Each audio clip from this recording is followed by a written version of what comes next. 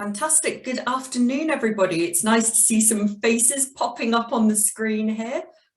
And thank you so much for taking some time out of your day to join us for our first Change Chat of the year, which is going to be focused on all things culture. Before we get properly into the swing of things, just a few bits of housekeeping to get us on our way. Perhaps when you joined the chat, you may have heard a lovely automated voice saying that this session is being recorded. This session is being recorded. We want everybody to feel comfortable. So if you don't want to have your face on the recording, then feel free to turn your cameras off. Of course, we would love to see as many of you as possible. So if you want to leave your cameras on, please do. This is an informal and an interactive session. So again, feel free to ask questions. You can use the chat function, you can pop your hands up, and we will do our best to get through as many questions as possible. I'm not going to be talking too much. My name's Victoria, and I will be helping facilitate today's conversation. And I look after marketing and business development for Trueman Change. But we'll get to the real reason you're here. So we've got two fantastic speakers with us today. We have Lucy, who is our Managing Director, Lucy Trueman of Trueman Change. She is a public sector change specialist, and she's also currently doing her master's in organisational psychology. She has over 20 years experience working in and alongside the public sector, and she's all about making change happen. Also joining us today, we have Rachael Walker, and she is a principal at Trueman Change. Also, quite a few years of experience, 20 years of public sector experience, with almost all of her career taking place within local government. Now she works with a range of clients across a variety of cultural issues. So we've got lots of live examples to talk through today. So, with that said, today is all about culture. We've come together to talk about culture and why it is so important. So we'll be exploring some topics such as how do you turn a culture around and how can teams shed a light on their own culture. Again, we want this to be interactive, informal, so please do feel free to ask any questions that you might have. So let's get started. I think a really good place to begin is what is culture? So I will take that one initially, but I think it probably needs a definition from both of us. So I have always treated culture as the answer to the question, how do things work around here? So I've always interpreted it as quite a practical thing. It is worth saying, so I have spent most of the last 6 months doing a full-time master's in organisational psychology, so I'm a little bit distant from the client work at the moment and much more involved in the academic world.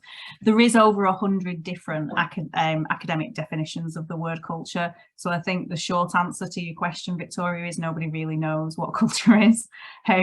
What is interesting is when I am working with organisations in practice, what I will often do is actually ban people from using the word culture, because it can kind of send people off down a tangent.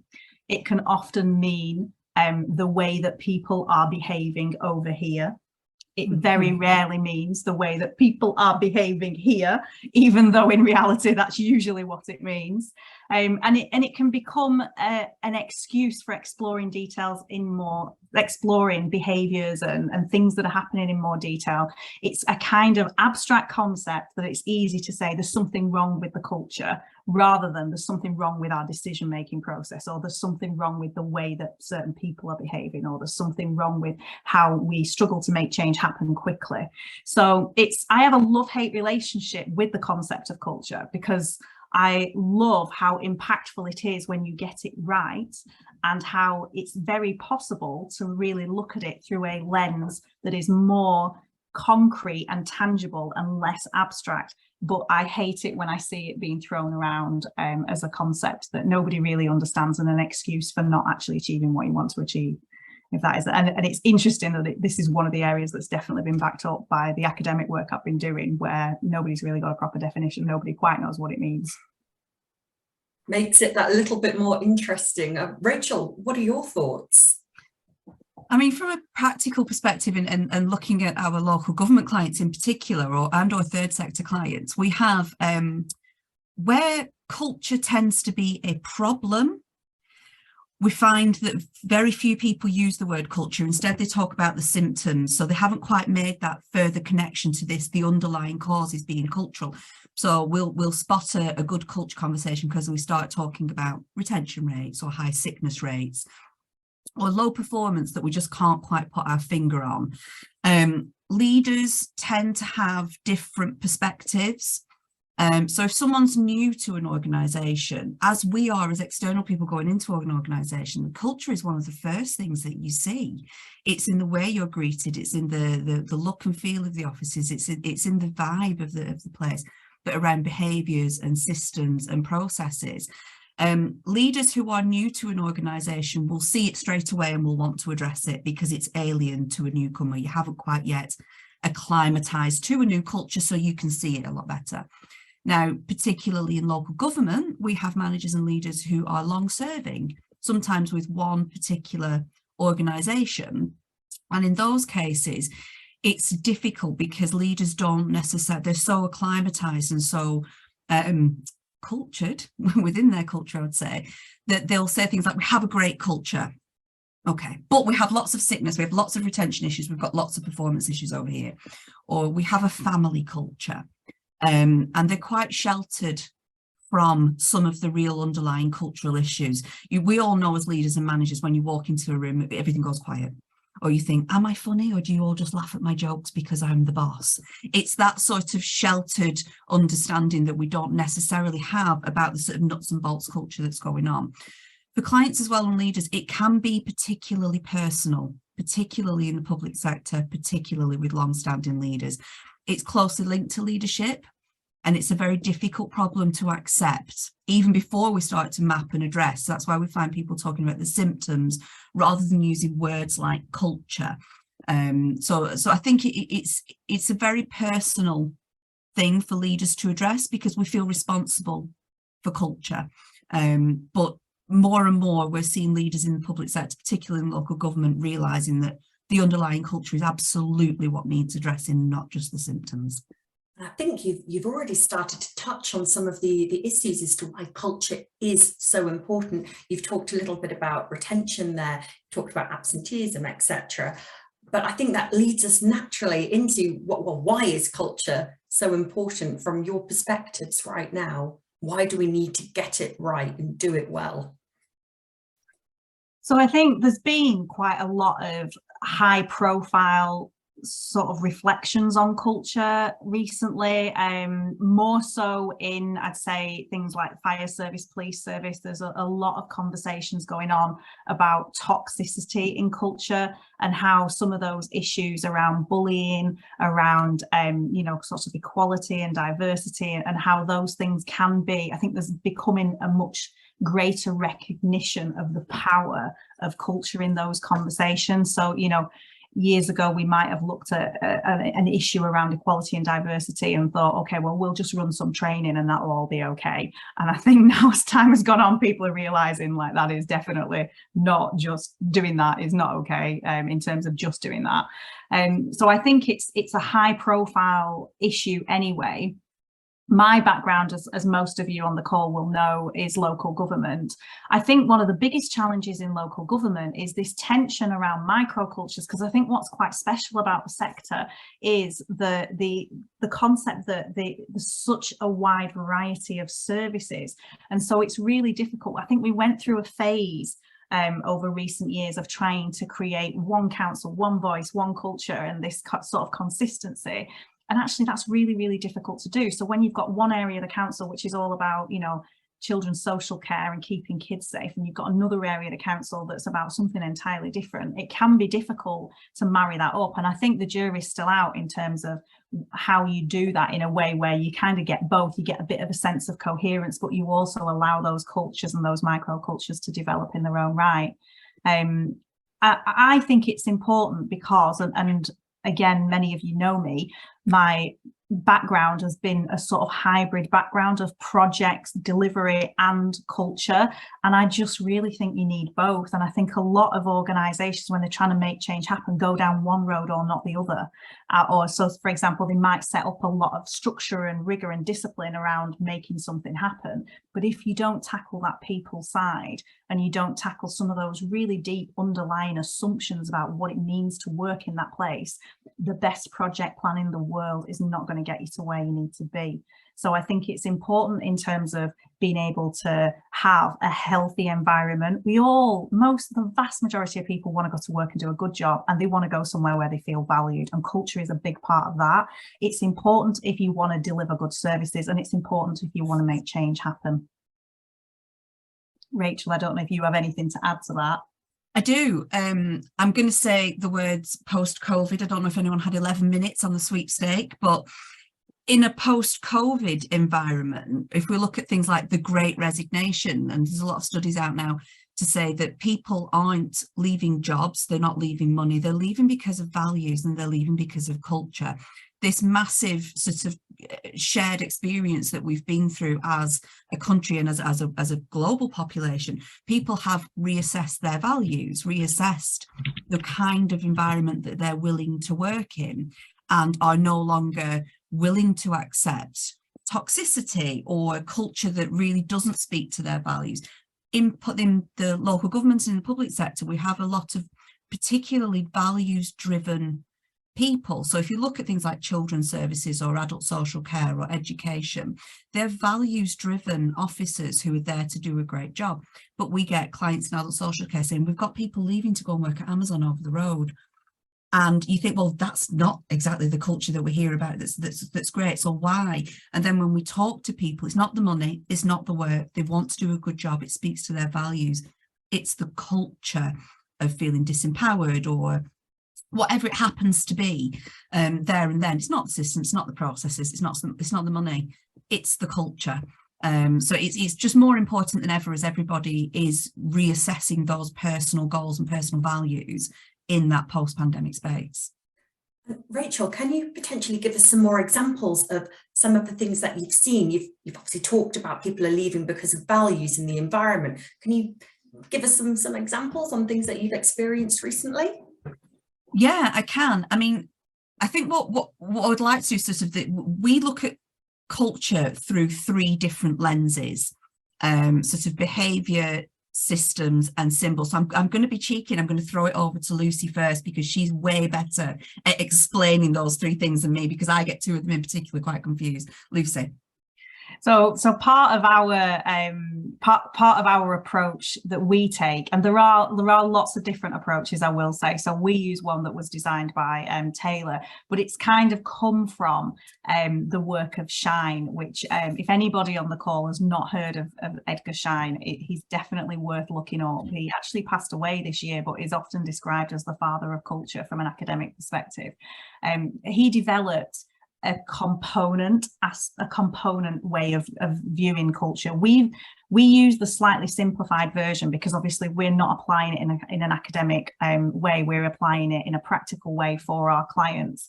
But what it does is, by looking at it in terms of components rather than just this overall thing, it stops it from feeling like this fluffy thing, abstract thing that nobody knows what it is. So we specifically look at three things. So the first one is the obvious thing, which is behaviors, and that's actually usually what people are talking about when they say there's a cultural issue. They mean there's those people over there are behaving in a way that I don't want them to behave, is usually what they mean. So there's the behavioral stuff, which is what you see in terms of how people behave. The second one, which is really underestimated and really powerful, is systems and processes. Systems and processes drive behaviour. So if you have a certain system or a certain process which you're forcing behaviour through, that is going to create a certain culture. And it's interesting, we had our team away day yesterday, and so we every quarter take the whole team away, and 17 of us now, and we decide what are we going to do this quarter for our business. I am desperate for a council to let me trial this way on a local authority, I have to say, but it's very radical and not how councils are run. But we love it because it enables us to have that 90-day kind of focus on what are we really going to focus on this quarter. And one of the things we're focusing on is, because we're scaling up at the moment, being much more business-like, starting to bring in data and intelligence and insight, but there is this real risk that that will drive a set of behaviours that will make people more focused on numbers rather than people. So we're super aware of that. And I have worked with lots of organisations, and Rachel will provide examples, where some sort of system or process or rule is driving behaviour that nobody really wants. And so then if you're just tackling the behaviour and not really understanding the impact of the system, then you won't get the change that you need to have. And the third aspect is symbols and rituals, which is a little bit more difficult for people to get their heads around, because they're so embedded, they're so deep as assumptions, you almost can't see them. So examples of that would be the language that people use, or the way that meetings are set up. As you know, symbols of power is quite a good one for councils, that, you know, we talk about we want to have much better relationships with the community, but then we make decisions in these quite prestigious, very old-fashioned structured buildings, which, you know, members of the community may or may not feel are accessible to them. So it's the unwritten assumptions behind the things that we display, I think, is the third one. So what we do is we go in and look at all of the things under those three headings, and we engage with people to get that feedback. And what that does is it pulls you away from this very abstract conversation. You can then start using real examples of, well, for example, you want your managers to behave in a more collaborative way, but your job evaluation process actually pays them depending on how many people they manage. So that's driving that behavior. So it enables you to look at much more concrete, specific things. Rachel, you'll have more up-to-date examples than me, because you're not hiding away studying all the time. No, Rachel is doing a master's as well, but she's just part juggling of the both. time. She's better at it than me. Yeah, I mean, sort of breaking it down into behaviour systems and then symbols. I mean, behaviours that we see really commonly are, it's where leaders and managers' behaviour is absolutely everything. Sort of two short examples, I guess, from either end of the spectrum is we have on the range of absent leadership to completely over-involved leadership and micromanagement. Now, absent leadership gives rise to sort of a mysterious director or chief executive behind the curtain. Very few people have access. There's frontline staff, couldn't pick them out of a lineup. We've had clients whereby somebody has sort of confronted somebody who they thought was loitering, turned out to be their chief exec. They didn't know who they were. We've got, you know, sort of, it gives off an aloof, often scary persona, when in reality, we know that's more often than not the case. So, you know, most likely overworked, possibly due to sort of trust issues or delegation and empowerment issues. Being visible doesn't mean you'll get bogged down with the day-to-day, but being invisible is absolutely a cultural behaviour that speaks volumes to staff. Now, on the other end of the spectrum, we've got over-involved leaders and micromanagers. Now, that can become a cult of personality. We've supported clients whereby decision-making is made by mood. So use Lucy as an example. It's not Lucy, but we won't run it past Lucy today because she's not in a great mood. Or we won't run it past, you know, she doesn't quite like Monday mornings, so we all avoid her on that day. So these over-involved leaders who are micromanaging each decision don't quite realise that they're influencing cultural behaviours such as, you know, walking on eggshells. It comes from a place of involvement. It can be intended to be helpful and, you know, really this is what we want from visible leadership. But in reality, it can be disempowering and it can create this sort of over-involved cult of personality type culture. Whereas really, that's not what we want. We want participative, collaborative working environments where leadership is facilitative and transformative. That's the sweet spot in the middle. And you will swing, it is a pendulum. You will need to swing from side to side. Behaviours, that's probably the most common thing that we see in behaviours. I mean, in terms of systems, sort of where to begin, local authorities and local government and public sector jam-packed with necessary processes. We love a process. I've had a conversation just this morning about a department in a local authority who've implemented a new IT system and nothing has changed. Really? Well, we've changed the system, we've got new processes, we've spent loads of money on really swanky IT, but complaints haven't gone down, processing times haven't gone down. You know, the sort of the touch points for a customer hasn't gone down. And that's because we were expecting the system to drive the behaviours, whereas in reality, the humans using the system drives the behaviours. So that can be a literal systems perspective, but then we also have things such as recruitment processes. We've been doing a lot of work around workforce strategies, so recruitment, retention, development sort of frameworks, and your visible culture begins even before employment. So we look at things like application forms. We all know they're awful. You know, meet this person's specification, but we don't give guidance. We don't give enough guidance. It can be quite off-putting for people. When people are being interviewed, are we reading from scripts and not asking follow-up questions?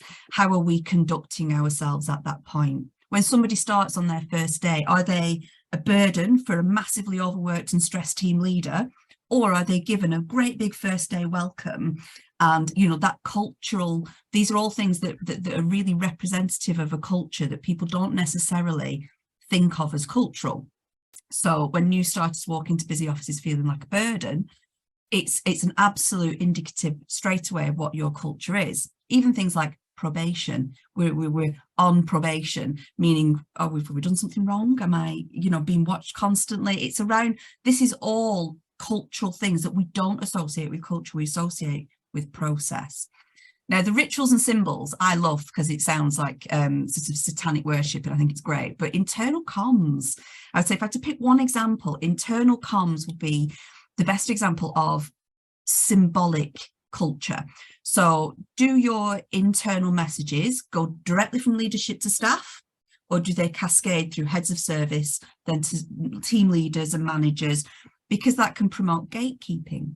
It can promote a culture whereby leaders don't communicate with frontline staff, and that power differential becomes wider and wider with every communication. Are your comms celebratory? Are they informative? Are they future focused? Or does a message only go out when there's been a problem and it actually only affects a few people, but everybody gets the same message regardless? We've noticed this has happened. Can everyone be mindful not to do X, Y, and Z? These are really symbolic of a sort of a telling off that's not for everybody. It can be disempowering. But again, it's symbolic of your culture, whereby a real small tweak to your comms can make the biggest of differences. Is it consistent? Is it future focused? Is it celebratory? And those are the powerful symbols that staff are receiving that we take for granted and don't necessarily associate with the aspects of our culture. Fantastic, thanks Rachel. And actually I think leading really nicely into that, Chris McKee has popped a message in the chat and he's saying that people become kind of allergic, or they get really turned off by listening to these statements. Again, going back to your comms point, but these statements that come from internal comms, corporate comms teams about our customer is our #1 priority and we encourage collaboration between departments. So how do we fix this? How do we start to change this perception of it being more than words? How do we start to really put that into practice? Rachel, that might be one for you. Yeah, and that comment is absolutely spot on, because there's nothing more eye-rolling than comms coming out saying things like, oh, these great sorts of key buzzwords and leadership sort of aspirations, and if it's not there in reality, it's incredibly damaging. In terms of fixing culture, there's no one answer, obviously, to state the obvious, but it really starts with awareness, giving voice to staff to say what they love, where they might feel disempowered. And so we approach it, lots of other people do it in different ways, but we approach it with a mapping exercise. So best done with as many different staff as possible, but we walk staff through behaviours, systems and symbols, make it relatable, but then give people the real sort of language and voice to be able to describe behaviours, not just, I don't like that team, they never pick up the phone, but giving them the language to be able to describe what that behaviour feels like and looks like to them. So it begins with awareness, and it begins with sort of accepting that workplace culture, whether you like it or not, whether you believe it or not, is absolutely what's driving your performance. That could be in a really great way. So you might have a fantastically high performing team, it's because of their culture, or a very low performing team, it's because of their culture. So it starts with that awareness. Now, through that culture mapping, we can then do sort of thematic analysis, we tweak things, and we see consistent messages coming through. So where something is absolutely underlying culture, it doesn't just come from one comment from one disgruntled member of staff. We see things raised repeatedly throughout different organisations. That's when you know things really are underlyingly cultural issues. Now, after that, it depends on the issue. So it could be leadership. It could be one or two toxic people in a very closed circuit environment, and the damage that somebody like that can do, just that one person. But then it could be a culture of poor performance management that drives the toxicity in at one particular micro area. But that rot then does sort of pan out, if you will. So it could be something very small. It could be identifying some training that needs, it could be language. We've worked in adult social care where the language used was around qualified and unqualified staff, openly saying, this is our qualified team, this is our unqualified team. Didn't think anything of it until we said, oh, this language might actually be driving perceptions. Fix the language, we've fixed a lot of the issues. It can be something really small. And recommendations that we make certainly are based on reality, as well as staff perceptions of reality. So we do have to deal with both sides in terms of the real practical things, systems driving behaviour, for example, but also those perceptions. So the chief exec is aloof, but actually isn't. They're just overworked and need to be a little bit more visible.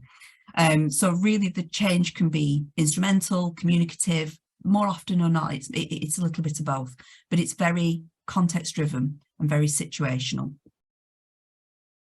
Can I just add to that? Yeah.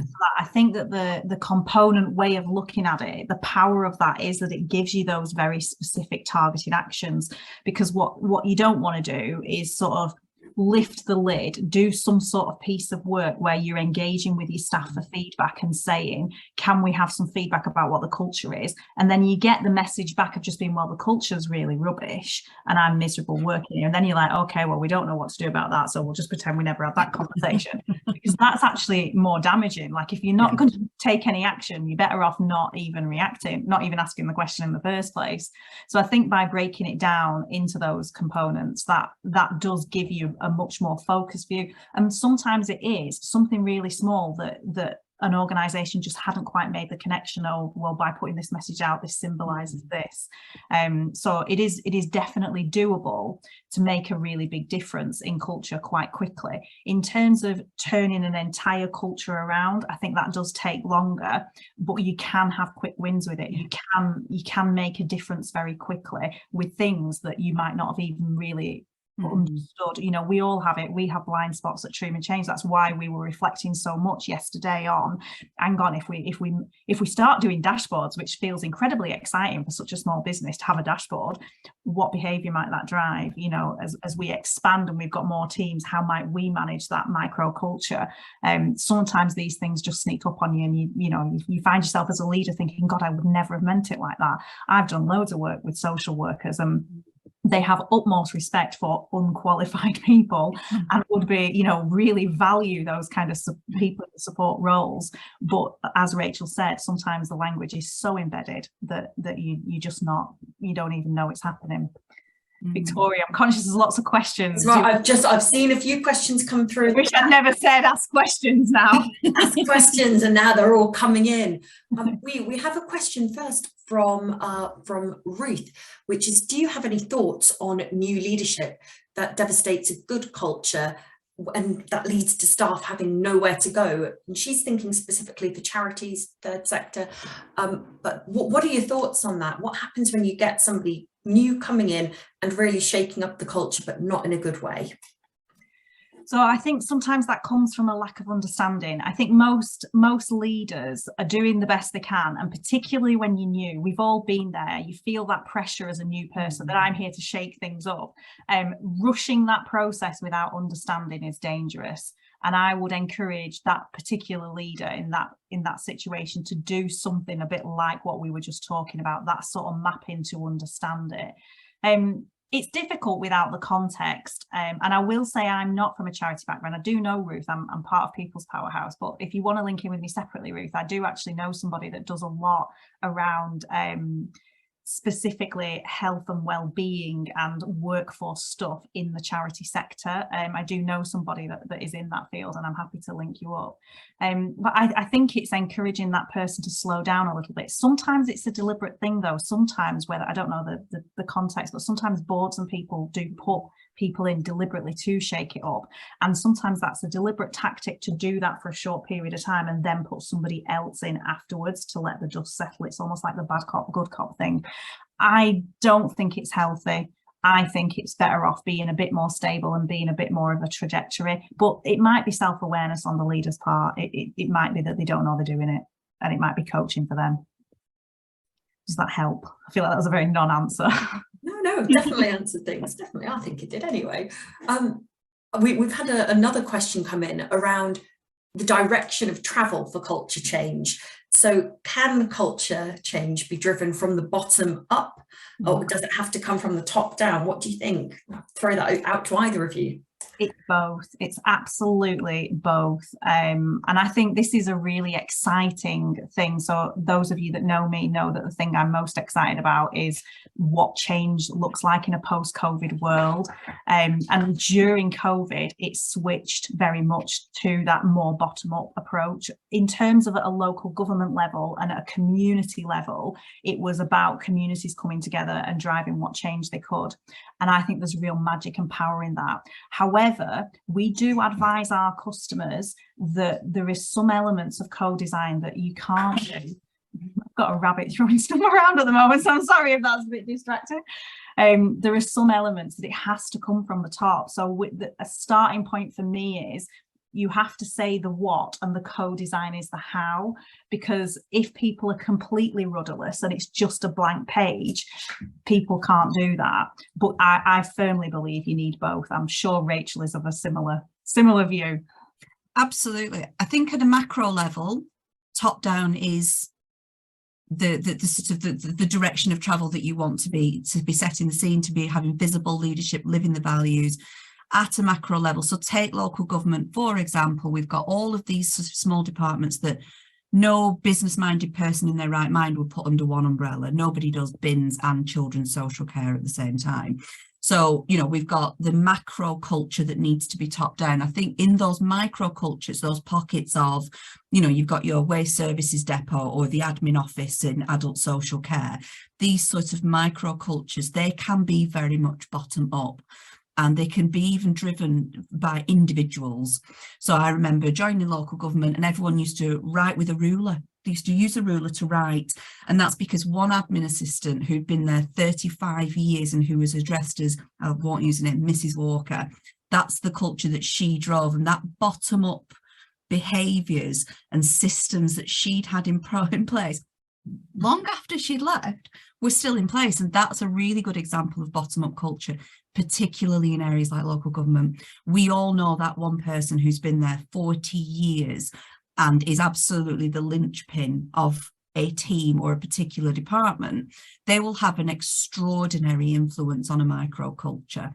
And then you can split it. That can be a really positive thing. You can have positive deviance, as we call it. Don't like the word, but we all know what it means. And you can have negative deviance. So you can have one disruptive individual working on the front line who can be popular and influential and use that power to be really disruptive in a bottom-up way.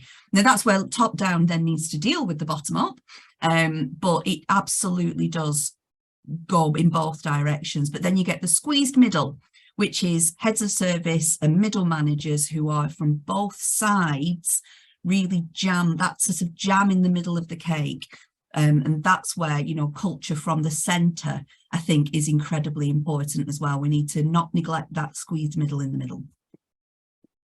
Fantastic. No, it's really, really insightful. Thanks, Rachel. And I know we've touched on this a little bit earlier on, but Lucia, I believe that some of your dissertation project also touches on some of the themes that we've discussed already around culture within local government. Would you like to share a little bit more about some of the things you're working on at the moment? I will, but it's a shameless plug for help, to be honest. My dissertation is very much on what I just said, which is around how change happened during the pandemic and what does that mean for local government going forward. So it will be a qualitative study, and I'm looking for around 15 exec directors, chief execs to interview about what their experience was as a leader during the pandemic, and whether they will, as a result of that, change how they do change going forward. Because the pandemic was a unique situation for sure. It was unique in many ways on an emotional level, so it impacted everybody on an emotional level, whereas some of the crises that we're dealing with now, there is sometimes some distance, so they impact some people more than others. The pandemic obviously impacted some people more than others, but it did touch everybody. And I think that there is something to reflect there about what was special about that situation, but what can we take from it, from learning? So what we saw, and I interviewed a lot of people during the pandemic from a non-academic perspective, was an increase in activity levels, increase in pace of activity, so making decisions very quickly, reducing some of that was enabled by changes in law, which now, you know, we do have to follow certain procedures in local government. So we can't just say, well, we're just going to run everything like an emergency scenario. We can't do that. But there was a cultural change. There was everybody roll your sleeves up. Doesn't matter what your job title is. If we've all got to go out to Tesco and buy stuff in order to be able to get food banks up and running, to get shielding people fed, you know, there was this very, very different approach to making stuff happen.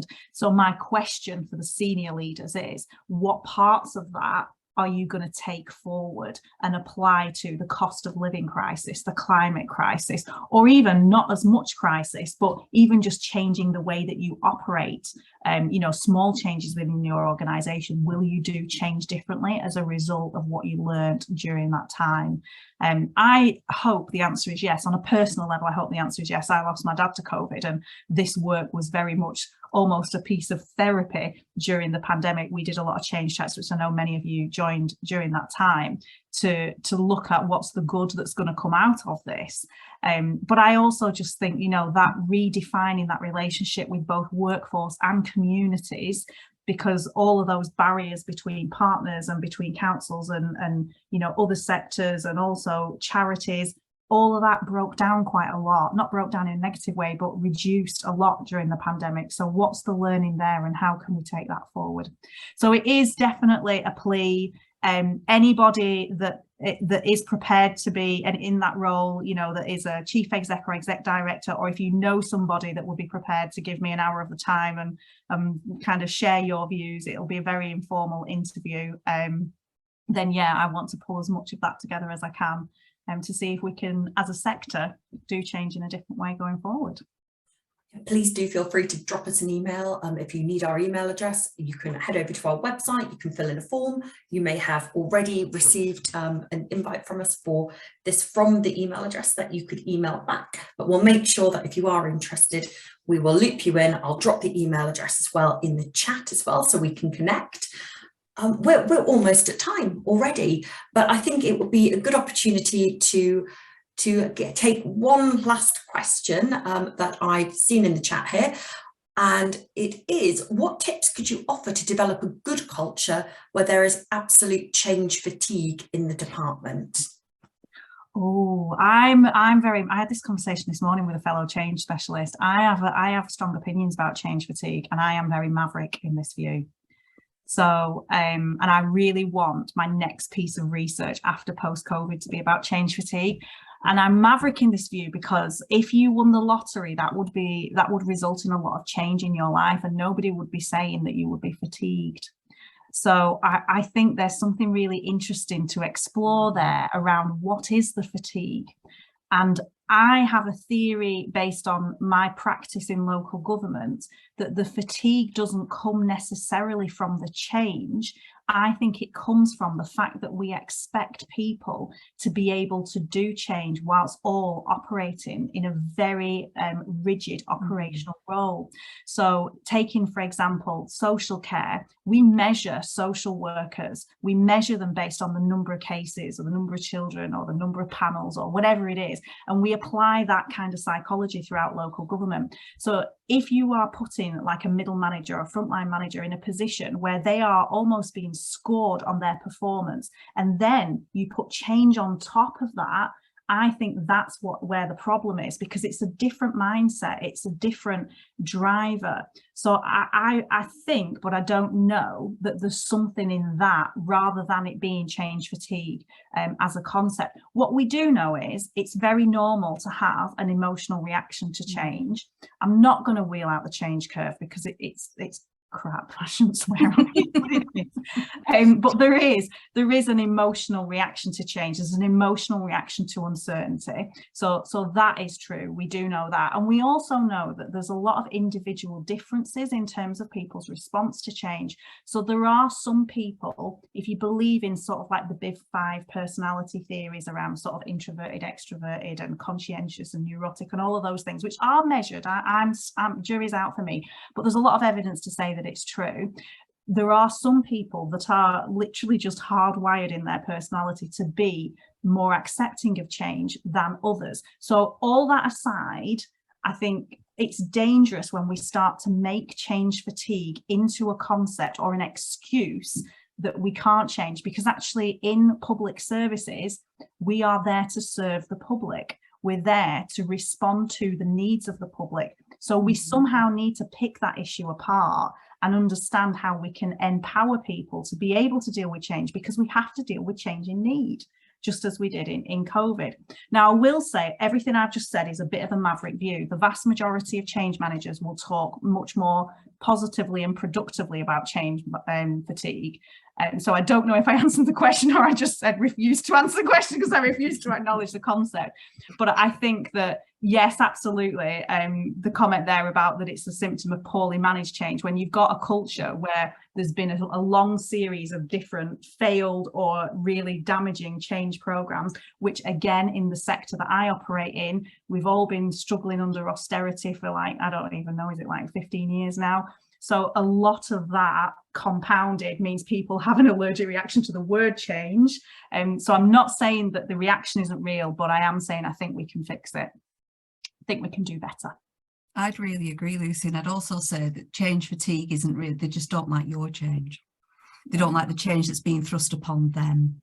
Co-production, and if you can get people involved in making decisions about change, even at a peripheral level, they will be more engaged, they will drive that change. So co-production and collaboration, because I completely agree, change fatigue isn't the issue. It's they don't want to do that particular change. But if people are driving it themselves or feel like they're driving it themselves, they will absolutely be on board. And if you can listen and make certain tweaks, even partway through the process, and people who are resistant to change aren't always negative jurors who just don't want to do it. They quite often have really valid points. If you listen and make a few changes, you can absolutely reset and reaccelerate, even from the middle of a change program, to get you to the end. Fantastic. That's a really nice, neat and tidy summary there for us. Again, I've seen some fantastic dialogue going on in the chat. So thank you very much for all of your contributions and your questions as well. I think to summarize today, we've had a really, really fascinating discussion around what culture is, and particularly focusing on the fact that it is a high profile issue. It's not going anywhere at the moment. And we know that people are leaving organizations because of the values and the environment. We also explored the concept that humans drive the behaviors, not systems. And we really need those tangible real life examples to bring culture from the abstract world into the concrete world here, and that it is all about a participative and collaborative approach to this. There isn't a quick fix, but it's also something that we can start to see differences fairly quickly. You can start to see the difference things make, but overall, culture is not a quick fix. And it can be driven from all levels of the organisation. Yes, it's important to think about the top down and the bottom up, but we also must not forget that lovely middle layer of the cake, as Rachel described it earlier. I just like cake. I think we all like a bit of cake. But on that note, thank you again for joining us today. We've popped some email information within the chat there. I think a few of you have already been interacting with the change readiness tool, so thank you very much. And again, if you would like an informal chat with either Lucy or Rachel, please do feel free to get in touch. Lucy is off on study leave for the next 3 weeks, but Rachel is also available, so please don't be strangers. Keep in touch, and if you have enjoyed today, we will have another change chat coming, I believe, next month, so keep an eye out on our social media for details of the upcoming chat. Can I just say it's actually the opposite, Victoria? I am on leave from uni for the next 3 weeks. Sorry, off on leave. I am available for the next 3 weeks before I go back to uni. So yeah, if anybody wants to have a chat, even if it's just to kind of reflect, then please do give me a shout. And please do give me a shout if you know anybody that is willing to help me with my research. That would be brilliant. Well, thank you very much. Thank you so much. Great to see everybody. Thanks. Bye. Thank you.